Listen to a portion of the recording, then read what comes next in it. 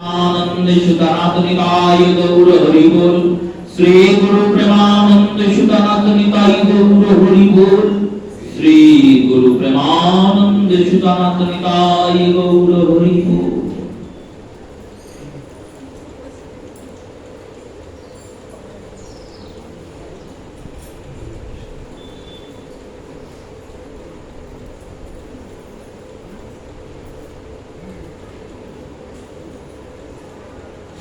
नारायणं नमस्कृत्य नरं चैव नरोत्तमं देवीं सरस्वतीं व्यासं ततो जयो मुदीरयेत्।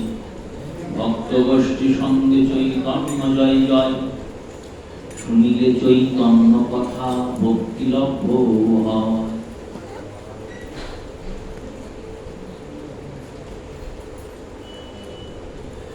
না করিহ অসৎ চেষ্টা, লাভ পূজা প্রতিষ্ঠা, সদা চিন্ত গোবিন্দ চরণ।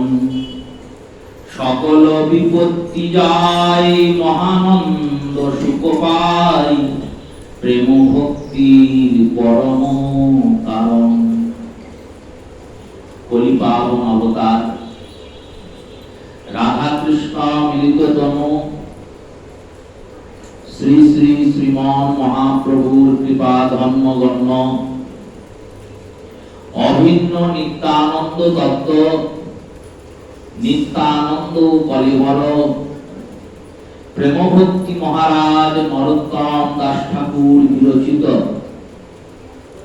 প্রেমভক্তি চন্দ্রিকা নামক যে দিব্য গ্রন্থের আস্বাদন আমরা গৌর গুণ কৃপায় করে চলেছি, তার সূচনা করছি। পয়ারে দাস ঠাকুর বলছেন, না করিহ অসৎ চেষ্টা, লাভ পূজা প্রতিষ্ঠা, সদা চিন্ত গোবিন্দ চরণ। সকল বিপত্তি যায়, মহানন্দ সুখ পায়, প্রেম ভক্তি পরম কারণ। বললেন, দেখো এই ভজনপদটি যতটা সহজ আমরা চিন্তন করি অতটা সহজ নয়। এই পথে চলাটা শুরু করাটা কঠিন, শুরু করার পর এই পথে চলা আরো কঠিন, আর চলতে চলতে গোবিন্দ অবধি পৌঁছানো আরো কঠিন। এক জন্মে যদি কেউ ভাবে এক জন্মেই আমি সাধনার বলে ভগবান পাবো, পেতে পারেন, কিন্তু এই বিষয়ে একটা দৃষ্টান্তের প্রমাণ প্রাপ্তি হয়। স্কন্দ পুরাণে ধ্রুবচরিত বর্ণনা করছেন দেবর্ষিপাদ নারদ। যদ্যপি ধ্রুবের চরিত্র অন্যান্য অনেক পুরাণেই বর্ণনা হয়েছে, শ্রীমদ ভাগবতের তৃতীয় স্কন্ধেও ধ্রুবের চরিত্র বর্ণনা হয়েছে, কিন্তু প্রত্যেক পুরাণে বর্ণিত চরিতাবলীর মধ্যে কিছু মিল অমিল থাকে। তো সেই রূপে ধ্রুবের চরিত্রের বর্ণনার পরে ধ্রুব 5 বছর বয়সে তপস্যা করেছেন, সিদ্ধি লাভ করেছেন, ভগবত দর্শন হয়েছে ধ্রুবের। এরপর ধ্রুব 2 জন পত্নীকে বিবাহ করেছেন, তাদের দ্বারা ধ্রুবের বংশের বিস্তার হয়েছে। ভাগবত এর সাক্ষ্যতা দিয়েছে। ধ্রুবের একজন কনিষ্ঠ ভ্রাতা ছিলেন, যিনি সুরুচির পুত্র, তার নাম ছিল উত্তম। এই উত্তম নাম ভ্রাতাকে যক্ষরাজরা যুদ্ধে পরাজিত করেন এবং হত্যা করেন। যখন যক্ষরাজ যক্ষের রাজাগণ এই কাজ করলেন, তখন ধ্রুব যক্ষপুরী আক্রমণ করলেন। এবং যক্ষরদের সঙ্গে যুদ্ধ শুরু করলেন। এর বর্ণনা ভাগবতে আছে। এবং অন্তগত্বা ধ্রুব যখন যক্ষপুরীতে কুবেরের সঙ্গে যুদ্ধ করছেন, ব্রহ্মাস্ত্র পাশুপতাস্ত্র আদি দিব্য অস্ত্রের সন্ধানের চিন্তন করছেন। আমার ভাইকে হত্যা করেছে, তাহলে আমিও এদের হত্যা করব। ক্ষত্রিয়ের ধর্ম এটা, আক্রমণের বদলে আক্রমণ তো ক্ষত্রিয় করবি। আর রাজার ধর্ম প্রজার পালন, রাজার ধর্ম দুষ্টের দমন। আমার ভাই তো কোনো দোষ করে নাই, তার সত্ত্বেও হত্যা করেছে। উত্তমের কোনো দোষ ছিল না। কি দোষ ছিল না? উত্তম কুবেরের পুরীতে, অলকাপুরীতে বিনা অনুমতিতে প্রবেশ করেছিলেন।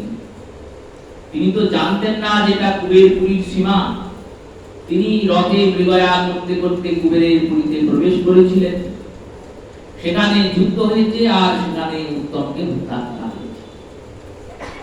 উত্তমেরও দোষ নেই, আবার যারা হত্যা করেছেন তাদেরও সেইভাবে দোষ দেওয়া যায় না।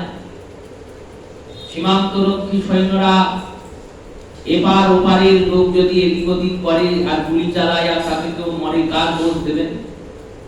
তারাও তাদের কর্তব্য করছে আর ওরাও তো এদিক ওদিক করছে, কোনো না কোনো কারণেই করছে। সেই রূপে ধ্রুব যুদ্ধ করছেন, মহাস্ত্রগুলির সন্ধান করতে চিন্তন করছেন। করেননি, সন্ধান করব ভাবছেন, আর আজকে অলকাপুরীকে শেষ করে দেব। ধ্রুবের পিতামহ মনু মহারাজ তিনি প্রকট হলেন, আর প্রকট হয়ে বললেন, তুমি ভগবানের ভক্ত, তুমি তো জানো যে আমরা কর্মফল ভোগ করার জন্য জগতে এসেছি। জন্মিয়েছি যেদিন সেদিনই মৃত্যুর নির্ঘণ্ট বেজে গেছে। ভগবানের ইচ্ছায় যদি সব হয়, ভক্তের তো এটাই বিশ্বাস।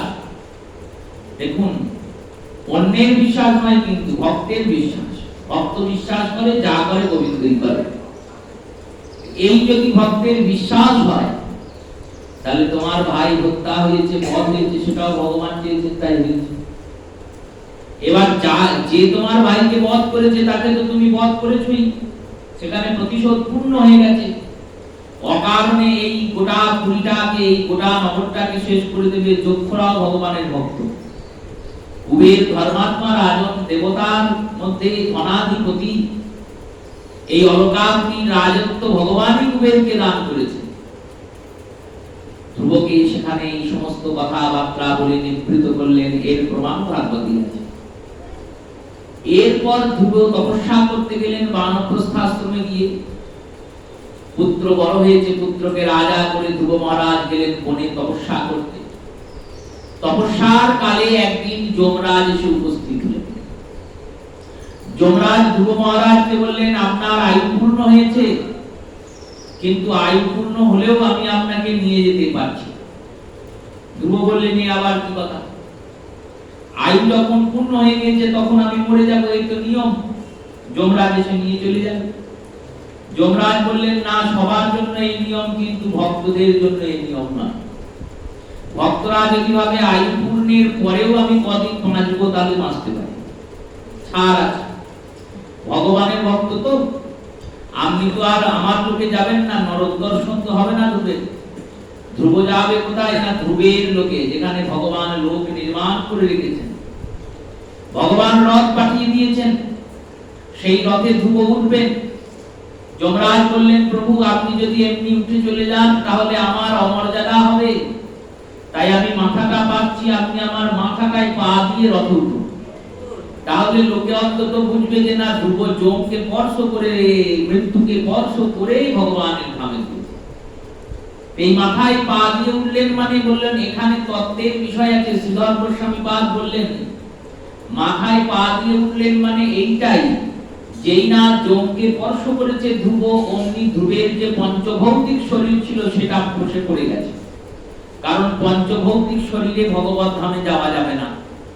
এই অস্থি মাংস পিণ্ডর দ্বারা নির্মিত যে শরীর, এই শরীর তোমায় গৌর গোবিন্দের ধামে নিয়ে যাবে না। শরীরের ভিতরে থাকা আত্মাটাই যাবে, আর সে একটা অন্য শরীর ধারণ করে যাবে। সেই শরীরটার নাম হচ্ছে সাধক দেহ। আর যখন সে ভগবত ধামে পৌঁছে যাবে তখন যে শরীরটা পাবে তার নাম হলো সিদ্ধ দেহ। এই ধ্রুব যমকে স্পর্শ করেছেন, অমনি তার পঞ্চভৌতিক শরীরে স্খলন হয়েছে। দিব্য দেহ ধারণ করে ধ্রুব চললেন রথে করে। রথ যাচ্ছে আকাশ। এইখানে স্কন্দ পুরাণের বর্ণনার সঙ্গে অমিল আছে ভাগবত। ভাগবত এর বর্ণনা অধিক করেননি, স্কন্দ পুরাণ করেছে। এই রথ যেতে যেতে এক ঘন অন্ধকার স্থানে ধ্রুবের রথ আচ্ছন্ন হয়ে পড়েছে। ধ্রুবের রথ যখন আচ্ছন্ন হয়ে পড়েছে, ধ্রুব ভগবান শ্রী হরিনারায়ণকে ডাকছেন, হে মধুসূদন, হে বিপত্তারণ, আপনি আমাকে পথ দেখান, আমার কিছু দেখতে পাচ্ছি না, রথ এগোতে পারছে না, অন্ধকার চারিদিকে। ভগবান কৃপাময় ভক্তবৎসল, ভক্তের ডাকে সাড়া না দিয়ে কি তিনি পারেন? তিনি সুদর্শন চক্রকে পাঠিয়ে দিয়েছেন। সুদর্শন চক্রের থেকে নির্গত যে আলো, আলোক রশ্মি, সেই আলোক রশ্মিতে ওই পথটা একবারে উজ্জ্বল হয়ে গেছে, সূর্যের মতো সুদর্শন দর্শিত হচ্ছে। এই লীলা তো কলিযুগেও হয়েছে। নিম্বার্ক ভগবান তিনি নিম বৃক্ষের উপর সূর্য দর্শন করিয়েছিলেন। অর্ক মানে সূর্য, নিম মানে নিম। সেদিন কি সূর্য উঠেছিল? বলল না, সূর্য কিন্তু তখন আকাশে ছিল না। সুদর্শন চক্রই সূর্য রূপে প্রকট হয়েছিল। সেই রূপেই ধ্রুবের চরিত্র। সেখানে সুদর্শন সূর্যের মতো আলো দিচ্ছেন। ধ্রুবের রথ আস্তে আস্তে এগিয়ে যাচ্ছে। ধ্রুব দেখছে একটা বিরাট পাহাড়। সারথীকে জিজ্ঞেস করছে, এই পাহাড়টা কিসের? আমরা তো আকাশ দিয়ে যাচ্ছি, তা আকাশের মধ্যে আবার পাহাড় কোত্থেকে এলো? বললেন, এটা ধ্রুবলোকে প্রবেশের আগে যে পথ, সেই পথ। সেই পথে এই পাহাড়টাকে পার করেই যেতে হবে। যত আস্তে আস্তে রথটা কাছে যাচ্ছে পাহাড়ের, দেখছেন পাহাড় বটে, কিন্তু পাথরের পাহাড় নয়, বালির পাহাড় নয়, মাটির পাহাড় নয়, অস্থি পিঞ্জরের পাহাড়। হাড় গোড়, বিভিন্ন পশু পাখি, বিভিন্ন বৃক্ষলতা যারা পড়ে আছেন, বিভিন্ন শরীরের কঙ্কাল, এই সমস্তের পাহাড়।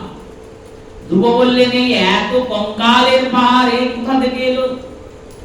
এই পাহাড়টা এখানে এলো কি করে? আর এই পাহাড়টা যে দর্শন করছি আমরা, এই পাহাড়টা সম্পর্কে আমায় বলো। সারথী বললেন, মহারাজ, আপনারই অস্থি কঙ্কালের পাহাড় এটা। আমার অস্থি কঙ্কালের পাহাড় মানে? আপনি এতবার জন্মিয়েছেন আর গোবিন্দ ভজন করেছেন। ভজন করতে করতে করতে করতে মৃত্যু চলে এসেছে, দেহ স্খলন হয়ে গেছে। আবার দেহ পেয়েছেন, আবার ভজন করেছেন, আবার মৃত্যু চলে এসেছে, আবার দেহ পাক হয়ে গেছে, স্খলন হয়ে গেছে, আবার নতুন দেহ পেয়েছেন। এইভাবে অনন্ত অনন্ত জন্ম ধরে আপনি গৌর গোবিন্দের ভজনা করে চলেছিলেন। ওই 5 মাস ভজন আপনার বাকি ছিল। 5 মাস ভজন বাকি ছিল বলে এই জন্মে জন্মিয়ে 5 বছর বয়সে সুরুচি মাতার ব্যঙ্গ বিদ্রুপ আর প্রহসনকে আঘাত পেয়ে ভগবানের কৃপায় মা সুনীতির দ্বারা প্রেরিত হয়ে গুরুবর দেবর্ষি নারদ দ্বারা প্রবর্তিত মন্ত্রের মাধ্যমে ওই 5 মাস তপস্যা যেই আপনি করে ফেলেছেন, অমনি গোবিন্দ দর্শন দিয়েছেন। এই হলো বিষয়। এই ভগবত ভজন কেমন কঠিন দেখুন। অনন্তানন্ত জন্ম ধরে ভজন করতে হবে, তবে গিয়ে গৌর গোবিন্দকে পাওয়া যাবে। যারা এই জন্মে পাচ্ছেন তারা ওই ধ্রুবের মতো পাহাড় প্রতি ভজন করে এসেছেন। এই জন্মটা বাকি ছিল, তাই এই জন্মে পেয়ে গেলেন। কিন্তু তার মানে এই নয় যে এই জন্মেই আমরা পাবো। আবার বিষণ্ণতার কিছু নাই যে এই জন্মে যখন পাবোই না, তখন গোবিন্দ ভজন করে কি হবে? তো দেখো, এই জন্মে গোবিন্দ ভজন করে 3টে লাভ। সর্বপ্রথম লাভ হলো কৃষ্ণের ভজন করলে তুমি ইহ জগতেও আনন্দে থাকবে, আর ইহ জগতের পর ওই জগতেও আনন্দে থাকবে। দ্বিতীয় লাভ কি? দ্বিতীয় লাভ হলো কৃষ্ণ ভজন করলে সারা জীবনে যদি কেউ একবার গোবিন্দের নাম নেয়, তাহলে শাস্ত্র প্রমাণ দিয়েছেন যে সেই ব্যক্তি অন্তত পক্ষে মৃত্যুর পর আবার মনুষ্য দেহ পাবে। এটাও তো একটা লাভ। তুমি যদি মনুষ্য শরীর চাও, তাহলে ভগবানের নাম, ভগবানের ভজন করতেই হবে। কারণ মনুষ্য শরীর পাবে, তবে তো তুমি আবার গোবিন্দ ভজন করবে। তাই দ্বিতীয় লাভ এটি। আর তৃতীয় লাভ কি বললেন? তৃতীয় লাভ হচ্ছে অন্যান্য সমস্ত বিদ্যা ও দেবদেবীর ভজনাদি, সেই সমস্ত বস্তুকে জগতে রেখেই চলে যেতে হবে, কিন্তু কৃষ্ণ ভজনটা তোমার সঙ্গে যাবে। আর যেখানে শেষ করেছো সেখান থেকেই তুমি শুরু করবে। এই তিনটে লাভ তো কম নয়। আমি এই জন্মে যতটা পারলাম করে গেলাম, বললো পরের জন্মে সেই 5 মাস বাকি 5 মাসই গোবিন্দ পেলেন। 5 বছর বয়সে তপস্যা করছেন, 5 মাস তপস্যাতেই ভগবান পেয়ে গেলেন। আর আমরা 55 বছর ভগবানের নাম করেও গোবিন্দের অনুভূতি, দর্শন তো অনেক দূরের কথা, ভগবানের ভজনের যে অনুভূতি সেটাকেই উপলব্ধি করতে পারছি না। এই রূপে ভগবানের ভজন মার্গ এতটাই কঠিন। সেই কঠিন মার্গে চলতে গেলে গোবিন্দ অনেক রকমের ছলনা করবেন, তিনি করবেন। আর কি ছলনা করবেন বললেন? এই ছলনা থেকে যাতে আমাদের মনকে আমরা দূরে রাখতে পারি, তাই দাস ঠাকুর এই পয়ারে এই কথাগুলো বলছেন। না করিও অসৎ চেষ্টা, লাভ পূজা প্রতিষ্ঠা, সদা চিন্ত গোবিন্দ চরণ। না করিও অসৎ চেষ্টা। চেষ্টা যদি করতে হয়, সৎ চেষ্টা করো। বললেন সৎ চেষ্টা আর অসৎ চেষ্টা বুঝবো কি করে? কোনটা অসৎ চেষ্টা আর কোনটা সৎ চেষ্টা? এই বিষয়ে মহাজনগণ বললেন সততং সৎ ইত্যাম উক্তে, যেটা সত্যের জন্য চেষ্টা সেটাই সৎ চেষ্টা। সত্যের জন্য মানে সত্য হচ্ছে ভগবান, সত্যম পরম ধীমহি। এই পরম সত্য স্বরূপ গোবিন্দের জন্য যে চেষ্টা সেটাই সৎ চেষ্টা। আর গোবিন্দ ছাড়া বাকি যে চেষ্টাগুলি সেগুলি অসৎ চেষ্টা। এবার এখানে দুইয়ের বিভাগ হয়েছে। মহাজনগণের দুটি মত। বললেন দেখো, এই পয়ারটা দুই ভাগে বিভক্ত হচ্ছে। ত্যাগীদের জন্য এই পয়ারের বিধি নিষেধগুলো আলাদা, আর গৃহস্থ ভজনকারীদের জন্য এই পয়ারের বিধি নিষেধগুলো আলাদা। সর্বপ্রথম গৃহস্থের জন্য এই পয়ারের বিধি নিষেধ কেমন দেখুন। না করিও অসৎ চেষ্টা, এর অর্থ আমরা গৌর গোবিন্দের ভজনাকারী তো, যা করেছি করেছি, নতুন করে আর কাউকে ভজবো না, এইখানটাকে বাঁধ দিতে হবে। কারণ আপনি যত ভজনাতে নিজেকে মনকে বিভক্ত করবেন, তত আপনার মনটা বহুমুখী হয়ে যায়। আর বহুমুখী মন কখনোই এক শান্ত প্রশান্ত হতে পারে না। বহুমুখী মন কি করে শান্ত হবে? একমুখী মন হবে, সেই শান্ত হয় না। এই কারণে দেখবেন যারা ভজন প্রবিজ্ঞ ব্যক্তি, তাদের সিংহাসনে অধিক বিগ্রহ বা অধিক ঠাকুরের ছবি থাকে না। কারণ যত ছবি রাখবেন তত তো মনটা বিচলিত হবে। আপনি গোপালকে তুলসী দিলেন, তারপরেই অগ্রদীপের গোপীনাথকে তুলসী দিলেন, তারপরেই মহাপ্রভু কাটোয়ার মহাপ্রভুকে দিলেন, তারপর আবার ধামেশ্বর মহাপ্রভু নবদ্বীপের মহাপ্রভুকে তুলসী দিলেন, তারপর আবার শ্রীখণ্ডের মহাপ্রভুকে দিলেন। দিন ক্ষতি নাই, কিন্তু ওই যে চিন্তাটা আপনার হচ্ছে যে এটা কাটোয়ার গৌর, ওইটা নবদ্বীপের গৌর, ওইটা শ্রীখণ্ডের গৌর। হ্যাঁ গো, গৌর কি এতগুলো না? গৌর একটা, গৌর তো একটা। আবার গৌর একটাই একটাই, গোবিন্দ আর গৌরের কি কোনো ভেদ আছে? নাই। কিন্তু আমার মনটা বারবার ভেদ হচ্ছে।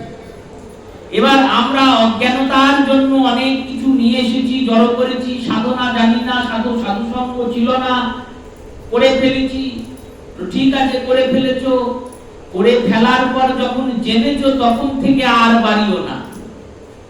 অনেকের স্বভাব আছে প্রত্যেক তীর্থে যায় আর ওখান থেকে সব ঠাকুরগুলোকে তুলে নিয়ে আসে, সবাইকে জড়ো করে দেয়। এইবার এই জড়ো হতে হতে হতে হতে শেষ পরিণতি ওই গঙ্গা ঘাটের বটতলা।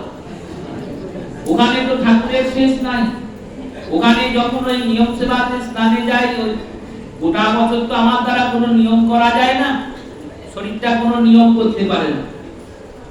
সেই শরীরটা যখন নিয়ম সেবাতে একটু নিয়ম করার প্রচেষ্টা করে, স্নান টান করে, তখন গিয়ে খুঁজে খুঁজে দেখি এমন অনেক ঠাকুরের ছবি আছে যাদের নামও শুনি নাই, চোখেও দেখি না, তারাও ওখানে গিয়ে আশ্রয় নিয়েছে। যাই হোক, এই বারংবার যে এই মনের বিভক্তিটা, এটাই হলো অসৎ চেষ্টা। একাদশী ব্রত করছি, মহাপ্রভুর অভিষেকাদি ব্রত করছি, একটা প্রণালীকে ভজনা করছি, করতে করতে আবার একজনা বলেছে ওখানেও মানসিক করো, আবার করছি। যেগুলো করে ফেলেছো সেগুলোকে তাড়াতাড়ি সেরে দাও, নতুন করে আর বাড়িও না। কেন বললো? বাড়ালেই বিপদ, মনটা বিভক্ত হয়ে যাবে। মনটা যখন বিভক্ত হয়ে যাবে, একেতেই মন গৌর চরণে যায় না, বিভক্ত মনকে তুমি কি করে গৌর চরণে আনবে? তাই গৃহস্থদের জন্য এটা অসৎ চেষ্টা, আর ত্যাগীদের জন্য অসৎ চেষ্টা কোনটা? দুই জায়গায় বিভক্তি হচ্ছে তো, দুজনকেই বলছেন নরোত্তম। যারা ভজনা করবেন সে তো গৃহস্থও হতে পারে আর সে ত্যাগীও হতে পারে। কেউ তো বলেনি যে শুধু সন্ন্যাস নিয়েই গৌর পাওয়া যাবে। যদি সন্ন্যাস নিয়েই গৌর পাওয়া যেত, তাহলে রায় রামানন্দ গৌর পেতেন না, প্রতাপারুদ্র গৌর পেতেন না, সেন শিবানন্দ গৌর পেতেন না, অদ্বৈত গৌর পেতেন না, নিত্যানন্দ গৌর পেতেন না, শিবাস গৌর পেতেন না। সবার আগে গৌরকে পেয়েছে শিবাস নবদ্বীপে। তিনি তো ঘোর গৃহী। গৃহস্থ ধর্মের যদি ঠিকঠাক যাচনা করা যায়, তাহলে আলাদা করে সন্ন্যাসের প্রয়োজন হয় না। মহাপ্রভু নিজ মুখে তো এটাই বলে দিয়েছেন, শিখিয়ে দিয়েছেন রঘুনাথকে, ফিরে যাও রঘুনাথ। রঘুনাথকে বললেন এখন ফিরে চলে যাও, আসিও পরে। মর্কট বৈরাগ্য কহুনা ধরিবে লোক দেখাইয়া, যথাযোগ্য বিষয় ভুঞ্জ অনাসক্ত হইয়া। এই যে বাণী গৌরাঙ্গ সুন্দরের, এই বাণীটা তো শুধু বাণী নয়, এটা একটা আদর্শ মহাপ্রভু স্থাপনা করেছেন। আবার বলেছেন অন্তরে কৃষ্ণ প্রেম, বাহ্যে লোক ব্যবহার, অচিরাত কৃষ্ণ তারে করিবেন উদ্ধার। তাই গৃহস্থরাও ভগবান পাবে। গৃহস্থদের জন্য অসৎ চেষ্টা এটি। আর যারা সব কিছু ছেড়ে শুধু গোবিন্দ ভজন করছেন, তাদের তো আর কোনো অসৎ চেষ্টা নেই। তারা তো আর আমাদের মতো এত ঠাকুর জড়ো করছেন না। তাদের তো একটাই ঠাকুর, একটাই ব্রত, একটাই বার, একটাই তিথি, একটাই প্রণালী। তারা তো কায় মনোবাক্যে কৃষ্ণ ভজন করছেন। তাদের তো আর অসৎ চেষ্টা নেই। বললেন তাদেরও অসৎ চেষ্টা আছে। তাদের অসৎ চেষ্টা কোনটা? বললো এই হাসপাতাল করা, স্কুল করা, আশ্রম বড় করা, আশ্রম তৈরি করা, আশ্রমে এসি বসানো, ঘরে এসি বসানো, গাড়িতে এসি বসানো, গাড়িতে ঘোরা, এইগুলো অসৎ চেষ্টা। কেন? এই করার জন্য তুমি ভজনা করবে বলে সাধু হও নাই। তুমি সাধু হয়েছো, ত্যাগ করেছো। ত্যাগ করে যদি ওই ভোগ চিন্তা করো, তাহলে অসৎ চেষ্টা করবে। তাই অসৎ চেষ্টা দুইজনের ক্ষেত্রেই প্রযুক্ত। দুইজনকেই সাবধান করছেন। গৃহস্থরা অধিক দেবতার ভজনে যাবে না, আর সাধুরা অধিক প্রলোভনের পা দেবে না। না করিও অসৎ চেষ্টা, লাভ, পূজা, প্রতিষ্ঠা, লাভ চিন্তা করবে না। ভগবানের নাম করে কি লাভ হয়? পূজা, নিজে পূজা পাওয়ার চিন্তা করবে না, প্রতিষ্ঠা পাওয়ার চিন্তা করবে না, নিজের যশ চিন্তন করবে না। এইগুলো করবে না, করলে বিপদে পড়বে। যজাতি তিনি নিজের ধর্মের বলে স্বর্গে গিয়েছেন, সারা জীবন বহু ধর্মকর্ম করেছেন, স্বর্গে গিয়েছেন। স্বর্গে যাওয়ার পর ব্রহ্মা যজাতিকে হাত ধরে নিয়ে গেলেন ইন্দ্রের অমরাবতী সভায়। আর অমরাবতী সভাতে নিয়ে গিয়ে ব্রহ্মা বললেন, শোনো ইন্দ্র, এই যজাতি রাজা এত পুণ্যাত্মা, একে বসার যে আসনটা দেবো, কি আসন দেবো আমি বুঝতে পারছি না, কোন চেয়ারটা একে বসাবো আমি খুঁজে পাচ্ছি না। ইন্দ্রকে বললেন, আমার যোগ্যতা হিসাবে চিন্তা করে 4টে মাথা তো ব্রহ্মা, একটা তো মাথা নয়, আমি এই 4 মাথার বুদ্ধি এক করে হিসাব করে দেখেছি, এ যা পুণ্য করেছে ইন্দ্রের চেয়ারের অর্ধেক ওর। আজ থেকে তুমি যেমন এই চেয়ারে বসবে, তোমার পাশের যে স্থানটায় সচিব বসে সেই স্থানে যজাতি বসবে। এবার চেয়ারে যদি অর্ধেক ভাগ করতে হয় কি অবস্থা বলুন তো? চেয়ারের লোক শুধু স্বর্গেই এখানেই নেই, স্বর্গেও আছে, কারণ চেয়ারটা পাওয়া খুব কঠিন। সেই যজাতি কে বসিয়েছেন চেয়ারে, আর চেয়ারে বসানোর পরে ইন্দ্র ভাবছেন একে কি করে ফেলা যায়, কি করে একে স্বর্গ থেকে স্খলন করা যায়। কি করলেন জানেন? একদিন যজাতি যখন এসে বসেছেন ইন্দ্রের পাশে, ইন্দ্র বললেন, মহারাজ, আমি তো দেবতা, আমি অদিতির পুত্র, ভগবান বিষ্ণু নারায়ণ তিনি আমাকে বসিয়ে দিয়েছেন। আপনি তো একজন মানুষ ছিলেন, রাজা ছিলেন জগতে, তা আপনি কেমন কাজ করেছেন যে এই আমার সমান চেয়ারে আপনি এসে বসলেন? এইবার যজাতির ভিতরের যে অহংকার সেটা খুলে উঠেছে। তিনি ভাবছেন ইন্দ্র জানতে চাইছে, তাহলে আমি বলি। বলছেন, জানেন মহারাজ, আমি এই এত লোককে দান করেছি, এত গাভী দান করেছি, এত যজ্ঞ করেছি, যে যে পুণ্যকর্মগুলো হয়। আর এই বলতে বলতে দেখছেন তিনি চেয়ার থেকে আস্তে আস্তে পড়ছেন। ইন্দ্রকে বলছেন, কি হলো, আমি পড়ে যাচ্ছি কেন? ইন্দ্র বললেন, আপনি নিজের মুখে নিজের প্রশংসা করেছেন, যা পুণ্য ছিল নিজের মুখে বলে আপনি সব শেষ করে দিলেন। পুণ্যের ক্ষয় কখন হয়? বলল, নিজ মুখে নিজ পুণ্যের কথা বললে ক্ষয় হয়ে যায়। এই কারণে এই প্রেমভক্তি চন্দ্রিকাকেই আমরা আস্বাদন করব। আপন ভজন কথা না কহিও যথা কথা, কহিলেই সব যায় না। নিজের ভজনের কথা এই জন্যে সাধু গুরু বৈষ্ণব ছাড়া কারোর কাছে বলতে নাই। এই রূপে লাভ পদ প্রতিষ্ঠার চিন্তা করলে তুমি স্খলিত হবে, পতিত হবে।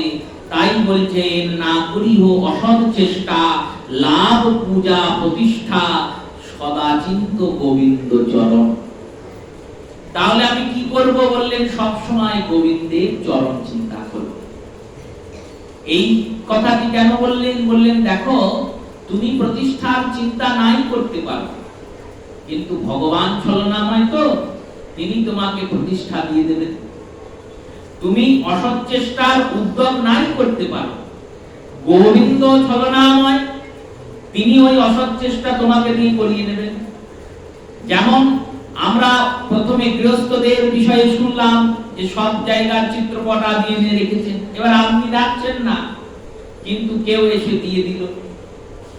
সে বেটা ঘুরতে গিয়েছিল বৃন্দাবন, বৃন্দাবন থেকে দুটো প্যারা নিয়ে আসতেও পারত, খেতাম, সেই সব না এনে একটা বাঁকে বিহারীর ছবি এনে দিয়ে দিল, না বসা। এবার বাঁকে বিহারীকে তুমি বসালে, এবার রাধাকান্তের সেবা করছো, রাধা রমণের সেবা করছো, বাঁকে বিহারীর সেবা করছো। আগে একজনা খেত, এখন একই ঠাকুরকে 3 থালায় ভোগ দাও। এবার এ কি করে হলো? বললো গোবিন্দ করালেন। কোন সাধু মনের আনন্দে বসেছিল, কত সাধুদের দর্শন প্রাপ্তি। এখন তো ফেসবুকের যুগ, ইন্টারনেটের যুগ, কত সাধুদের বিপদ বেড়ে গিয়েছে, আপনারা জানেন না, সাধুরা জানেন। যারা বনে ভজন করতেন তাদেরকে কেউ ছাড়া হচ্ছে না, একবারে বের করে নিয়ে আসা হচ্ছে। নিয়ে এসে তাকে এমন করে রাখা হচ্ছে, বাবা বাবা করে, সেও ভাবছে আমার খুব ভালোই হলো, এত সুস্থ হয়ে গেল। এবার তার সাধুত্ব, তার সাধনত্ব যে নষ্ট হচ্ছে, সেটার উপলব্ধি তার হচ্ছে না। উপলব্ধি যখন হবে তখন সে আর চিন্তন করতে পারবে না। ওই এক সাধু মারা যাচ্ছে, দেহ রাখছে, তার শিষ্য দিয়েছে, শিষ্য সাধু খাবি খাচ্ছে, পাশে তার পত্নী বসে আছেন, সন্তানরা বসে আছেন, শিষ্য গিয়ে বাবার চরণ ধরে কাঁদছে, বাবা আপনি চলে যাবেন, যদি কিছু বলে যান, যদি কিছু বলে যান। তিনি বললেন বিড়াল পোষণা, বিড়াল পোষণা বলে মরে গেলেন। মরার আগে বললেন বিড়াল পোষণা, বিড়াল পোষা ভালো নয়, এই বলে মরে গেলেন। আর এই বলে যখন মরে গেলেন, কিছুদিন ধরে তার মাথাতে পাক খাচ্ছে, কি বলে গেল গুরুদেব আমি তো বুঝতে পারলাম। এবার 45 দিন পরে সেই ভান্ডারা হয়েছে, ভোজ ভান্ডারা, 64 মহান্তের ভোগ হচ্ছে, সেখানে সব সাধু এসেছেন, গুরুদেবের গুরু ভাই গণ এসেছেন, ভাবছেন এনারা তো গুরু ভাই, এনারা কিছু বললে বুঝতে পারবো। গুরু ভাইকে গিয়ে বলছেন বাবা আমার গুরুদেব দেহ রাখার আগে বললেন বিড়াল পোষণা, কেন বললেন কথাটা? তিনি বললেন তাহলে শোনো, তোমার গুরুদেব বিরক্ত সাধু ছিল, এই গ্রাম ওই গ্রাম ঘুরে ঘুরে বেড়াতো। একদিন এই গ্রামে এসেছেন, এক সদাচারী গৃহস্থ ছিলেন, তিনি বলেছেন বাবা আপনি চলে যাবেন কেন, আপনি কদিন আমার বাড়িতে থেকে যান। এবার কদিন থেকেছে, থাকতে থাকতে আনন্দ সহকারে থাকতে থাকতে ভাবছে এখানে থেকে গেলেই তো হয়, কোথায় রোদে রোদে ঘুরে বেড়াবো, জলে জলে ঘুরে বেড়াবো, বেশ দিব্য আছি, কৃষ্ণ ভজনও হচ্ছে, আর আমার টাইম টু টাইম একবারে সকাল দুপুর রাত্রি ভোজনও হচ্ছে, তার জন্য কোথাও যেতেও হচ্ছে না, ভিক্ষাও করতে হচ্ছে না, কিছু পরিশ্রম করতে হচ্ছে না। আর এই গৃহস্থরাও সাধু সঙ্গ পাচ্ছেন বলে তাদের মনে হচ্ছে যে থাকুন এখানে। এবার সাধুকে বলছেন এক কাজ করি বাবা, একটা ঘর করে দিয়ে আপনি এই গ্রামেই থেকে যান।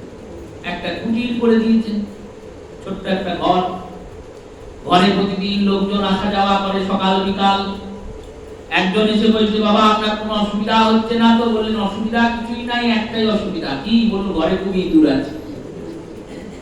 ইঁদুর টাকার জন্য কি হয়? বলল আমার যেটুকু সম্বল চাল ডাল নিয়ে এসে রাখি ভিক্ষার, চুরি করে নিয়ে চলে যায়, আর আমার কৌপিন বহির্বাস গুলো ছিঁড়ে দেয়, খুব সমস্যা। তাহলে বিষ দিয়ে মেরে দিন। বলল তাই তো মারে, ঠিক তো, তাহলে খাঁচায় করে দিন। বলল না না ওরা কষ্ট পাবে। তাহলে এক কাজ করুন বাবা, একটা বিড়াল পুষুন, এই বিড়ালের বাচ্চা পুষলেই আপনার ইঁদুরের সমস্যা দূর হবে। এবার বিড়ালের বাচ্চা পুষেছেন, সেই বাচ্চাটা কি আর এমনি বাঁচবে? তাকে খাওয়ানোর জন্য দুধ চাই প্রতিদিন। সাধু এবার গিয়ে দুধ খুঁজে খুঁজে নিয়ে আসে আর ওকে খাওয়ায়। একজন বললেন কত আপনি ঘুরবেন, আমি এক কাজ করি, একটা গরু এনে বেঁধে দিয়েছে, গরুটা থাকলো, বেশি কিছু করতে হবে না, গরু দুধ দোয়াবেন, বিড়ালটাকে খাওয়াবেন, বিড়াল দুধটা খাবে, আপনার সমস্যা শেষ। এবার গরুটা কি করে বাঁচবে? বিড়াল নাই, গরু দুধ খেয়ে বাঁচবে। গরুটা কি করে বাঁচবে? খড় দরকার। এবার খড় এর কাছে ওর কাছে চেয়ে আনেন, খড়কে প্রতিদিন কাটেন কুটেন, যা করেন করেন। খড়ের জোগান কি করে হবে? একজন বললেন আমার 2 বিঘে জমি আছে, আমি দিয়ে দিলাম। এবার জমি চাষ কে করবে? বলল জমিতে ধান লাগাবেন, ধান বড় হবে, খড় হবে, সেই খড় আনবেন, ধান চড়াবেন, ধান বিক্রি করবেন, খড় পড়ে থাকবে, সেই খড় কেটে আপনি গরুকে খাওয়াবেন, গরু দুধ দোয়াবেন, দুধ দুয়ে বিড়ালকে খাওয়াবেন, বিড়াল ইঁদুর খাবে, আপনার সমস্যা। সাধু চিন্তা করছে ভারী ব্যাপার। এবার এই এত কাজ কে করবে বলো? তাহলে দুটো রাখাল রাখুন। এবার রাখাল দেখেছে, রাখালদের জল খাবার কে দেবে বলো? তাহলে এক কাজ করুন, একটা বিয়ে করে দিন। এবার সাধু বিয়েও দিয়ে দিয়েছে, বিয়েও হয়ে গেছে। আর বিয়ে হয়ে যাওয়ার পর তার 4-5টা ছেলে হয়েছে। এবার ছেলে মানুষ করবে, বিড়াল মানুষ করবে না কি করবে, সাধু সব চলে গেছে। তাই মরার আগে বলে গিয়েছে বিড়াল পুষো না। এই অসৎ চেষ্টা মানুষকে এই জায়গায় নিয়ে যায়। এই যে অসৎ চেষ্টা, এই যে পদ প্রতিষ্ঠা, এ তো ভগবান দিলে আমরা কি করব? সাধু বসে আছে মনে ভজন করছে, কেউ গিয়ে যদি তাকে ডেকে নিয়ে আসে আর তাকে হালুয়া মালপুয়া সেবা করায়, আর তাকে সুন্দর আশ্রম আদি তৈরি করে বসায়,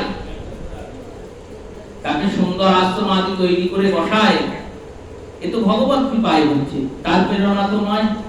তাহলে তিনি কি করবেন? তখন তিনি কায় মন বাক্যে গোবিন্দ চরণ স্মরণ করলেন। এইটাই উত্তর। যখন অসৎ চেষ্টা আসবে, মনটা বিক্ষিপ্ত হবে আমাদের, আমরা তো গৃহস্থ, আমাদের মন যদি বিক্ষিপ্ত হয়, হাজার ঠাকুর এসে জড়ো হয়েছে সিংহাসনে হোক, প্রত্যেকের মধ্যে তুমি গৌরার গোবিন্দকে দেখো। প্রত্যেকের মধ্যে এক ব্রাহ্মণকে, তিনি অনন্য বিষ্ণু ভক্ত। এবার রাজা শিব ভক্ত আর ব্রাহ্মণ হচ্ছেন বিষ্ণু ভক্ত। রাজার রাজ্যে যিনি পূজা করেন তার অশৌচ করেছে, গ্রামে ওই একটাই ব্রাহ্মণ আছে, তিনি বিষ্ণু ভক্ত, ভগবান বিষ্ণু ছাড়া কারো অর্চনাই করেন না। রাজা ডেকে আনলেন তাকে, বললেন আমার শিবের পুজো করতেই হবে। শিবলিঙ্গের সামনে ব্রাহ্মণকে বসিয়ে দিয়েছেন। ব্রাহ্মণ চিন্তা করছেন, আমি তো শিব কেন, কোন দেবদেবীকে দেখলেও ভগবান কৃষ্ণ বলেই প্রণাম করি, যখন দুর্গাকে প্রণাম করি তখনও গোবিন্দ বলেই প্রণাম করি, যখন শিবকে প্রণাম করি তখনও গোবিন্দ বলেই প্রণাম করি। আর তাত্ত্বিক দিক দিয়ে শাস্ত্রসম্মত ভাবে বিচার বিশ্লেষণ করলে ভুল কিছু করে না, কারণ সমস্ত দেব দেবীর মধ্যেই গোবিন্দই বসে আছে, তত্ত্ব তিনি একই। যিনি ময়রা, মোদক তৈরিকারী ময়রা, তিনি ছানা দিয়ে, চিনি দিয়ে, বেসন দিয়ে অনেক রকমের মিষ্টি তৈরি করেছেন, কিন্তু সব মিষ্টির ভিতরে ওই ছানা, চিনি আর বেসনই আছে। তেমনি এই গোটা জগৎটা তিনটে বস্তু দিয়ে তৈরি হয়েছে, একটার নাম সৎ, একটার নাম চিদ আর একটার নাম আনন্দ। এই সৎ, চিদ, আনন্দ নামক তিন উপকরণ দ্বারা অনন্ত কোটি জগৎ নির্মাণ হয়েছে। আর এই সচ্চিদানন্দ হচ্ছেন স্বয়ং গোবিন্দ, ঈশ্বর পরম কৃষ্ণ সচ্চিদানন্দ বিগ্রহ, অনাদিরাদি গোবিন্দ সর্বকারণ কারণম। সেই সর্বকারণের কারণ গোবিন্দের চিন্তন করাটাই ধর্ম। ব্রাহ্মণকে যখন বসিয়েছেন, রাজা বলেছেন যদি পুজো না করো মৃত্যুদণ্ড হবে। তিনি চিন্তা করেছেন মৃত্যু হলে তাহলে তো আমার আর কৃষ্ণ ভজন হবে না, তার থেকে বাবা ওই রাজা যাতে সন্তুষ্ট হয় তাই করি। পুজোয় বসেছেন, কিন্তু কি করছেন, পূজায় বসে শিবের মন্ত্র জপ না করে, নম শিবায় মন্ত্র জপ না করে, শিবের মাথায় পুরুষ বেলপাতা ফুল না দিয়ে তিনি বেলপাতা ফুল নিচ্ছেন আর মনে মনে ভাবছেন ইনিও তো ভগবান কৃষ্ণ। তা কারণ চিন্তা করে এনার মাথায় ফুলটা আর বেলপাতাটা দেবো, মনে মনে ভাবলেন নৃসিংহ হচ্ছেন রুদ্র অবতার আর শিব হলেন রুদ্র, এদের দুজনের মধ্যে মিল আছে, এও রাগী ও রাগী, তাই নৃসিংহায় নমঃ বলে ওনার মাথায় ফুল দিচ্ছে। এবার পাশে চাকররা ছিল, তারা শুনেছে, বলছে শিবের পুজো করছে, এখানে নৃসিংহ কোথা থেকে এলো? নৃসিংহায় নমঃ মানে তো নৃসিংহদেবকে প্রণাম করছে। রাজাকে গিয়ে খবর দিয়েছে, দেখুন না কিরকম ব্রাহ্মণ ঢুকিয়ে দিয়েছেন করে, সে শিবের পুজো করছে আর নৃসিংহায় নমঃ বলে শিবের পুজো করছে। এবার রাজা খড়গ হস্তে এসেছেন, শুনেছেন মন্ত্র, খড়গ নিয়ে ব্রাহ্মণকে ছেদন করতে যাবেন, অমনি মহাদেব প্রকট হয়ে গিয়েছেন। রাজাকে বললেন, শোনো রাজা, আজ অবধি তোমার পুজো আমি গ্রহণ করি নাই, আজকেই এই ব্রাহ্মণ আমাকে পুজো করেছে, এই পুজোটাই আমি গ্রহণ করছি। রাজা বললেন, এ কি করে হয়? এতদিন তো যে ব্রাহ্মণরা পুজো করেছে সবাই তোমার মন্ত্রে পুজো করেছে। বললো, তারা আমার মন্ত্রে পুজো করেছে, আমার মন মতো পুজো করেনি। আর আজকে এ মন্ত্র বলেনি, কিন্তু আমার মন মতো পুজো করেছে। কারণ ভগবান তুষ্ট হলে জগৎ তুষ্ট হয়ে যান, তিনি জগতের পতিত, তাই জগৎকে তুষ্ট করতে যাবেন, এক একজনকে তুষ্ট করতে হবে। আর গোবিন্দকে তুষ্ট করলে বললেন, তস্মি তুষ্টে জগৎ তুষ্ট প্রণীতে প্রণীতম জগৎ, তুমি তুষ্ট হলেই সবাই তুষ্ট। তাই অসৎ চেষ্টা, লোভ পদ প্রতিষ্ঠা যখনই আসবে, তখনই দিনরাত চিন্তন করতে হয় গোবিন্দ চরণ, আমার কোনো ক্ষমতা নাই, আমি কে? আমি তো অতি নগণ্যাতি নগণ্য, আমার কি ক্ষমতা আছে? আরে নিজের শ্বাসের উপর নিজের বিশ্বাস নাই, কখন শেষ হয়ে যাবে, তাও গোবিন্দ করাচ্ছেন, বলাচ্ছেন, বলছি, করাচ্ছেন, করছি, যেটুকু তিনি নিয়ে যাওয়াচ্ছেন যাচ্ছি, যেটুকুই সুনাম খ্যাতি পাবে চিন্তা করবে ভগবান দিয়েছে, তাই সুনাম হচ্ছে, তাই খ্যাতি হচ্ছে, অহংকার আসবে না। এই রূপ চিন্তন যদি কেউ করতে পারে তখন কি হবে বললেন, সকল বিপত্তি যায়, তখন বিপত্তি চলে যাবে। কোন বিপত্তি? ভজনের পথের বিপত্তি।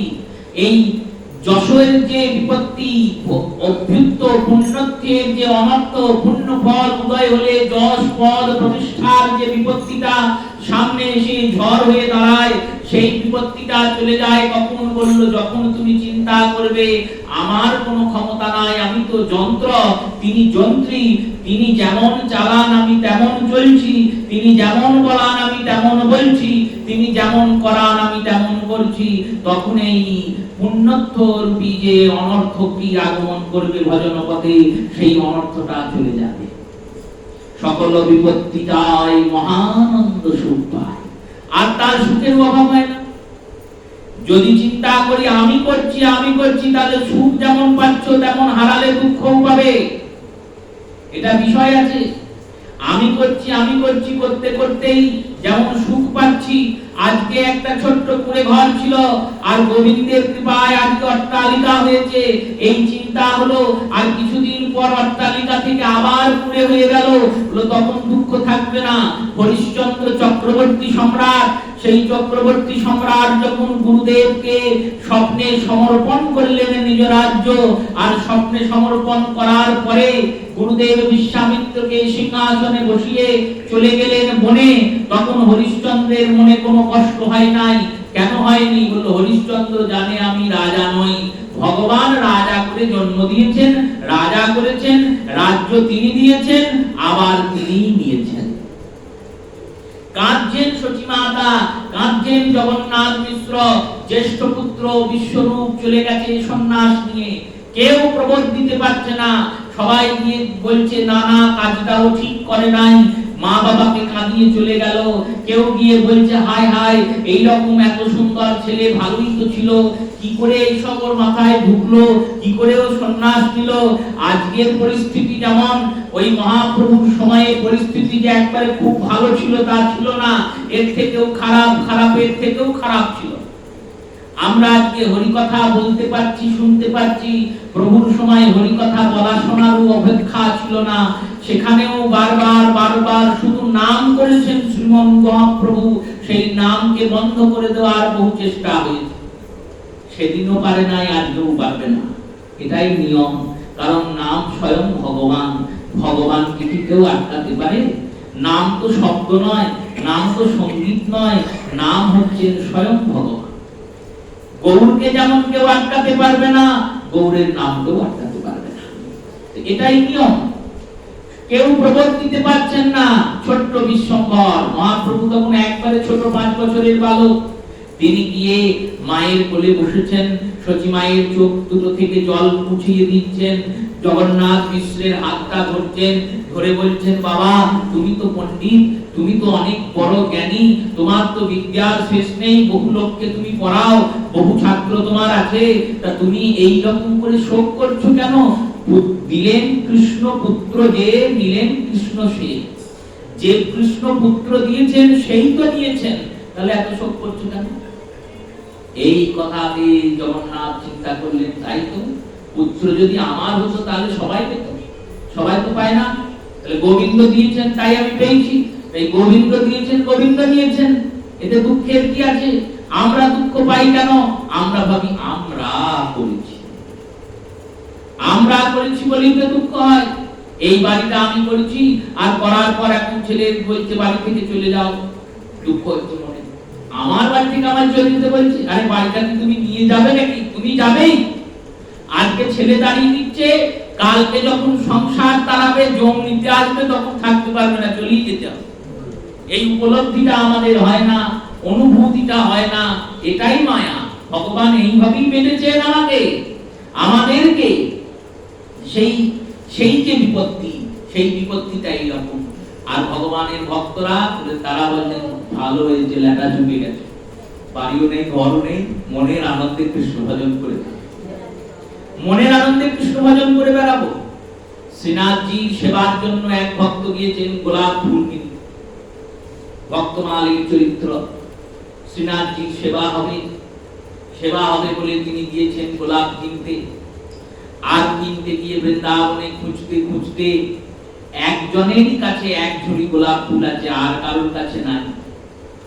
তিনি গিয়ে যে সময় পৌঁছিয়েছেন, ওই সময় আকবরের এক রাজ কর্মচারী তিনিও গিয়ে পৌঁছিয়েছেন। বাদশাহ আকবর খবর পাঠিয়েছেন তার রানী চান করবে গোলাপের পাপড়ির জলে, তাই গোলাপ ফুল দরকার। এবার রাজার কর্মচারী সে গিয়েছে আর এ গিয়েছে। ইনি বললেন গোলাপ ফুলটা আমাকে দিয়ে দাও, উনি বলছেন ওকে দেবে না, আমাকে দাও। ইনি বলছেন না গো, আমি গোবিন্দকে পরাবো, প্রভুকে দেবো, দাও। নিয়ে গিয়ে আমি গোবিন্দকে একটা মালা গেঁথে পরাবো। রাজ কর্মচারী বলছেন আরে তুমি গোবিন্দকে পরাবে পরাবে, ওসব কথা বাদ দাও, কাল পরাবে, আজকে করিও না। আজকে যদি না নিয়ে যেতে পারি তাহলে আমার প্রাণ যাবে।